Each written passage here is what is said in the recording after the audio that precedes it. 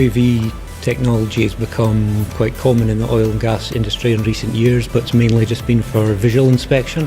The Air Control Entech project is looking to develop the next generation of UAVs that will have better flight performance and more functionality. The project that we're currently working on is a UAV development project. We've now hit our second major milestone with 3 products that will be ready to go to market very soon. Air Control Entech design each of their drones around the function that it's to perform, rather than adding on inspection technology onto an existing UAV platform. The live stream system will enable us to operate in a low bandwidth area and stream in HD back to the beach.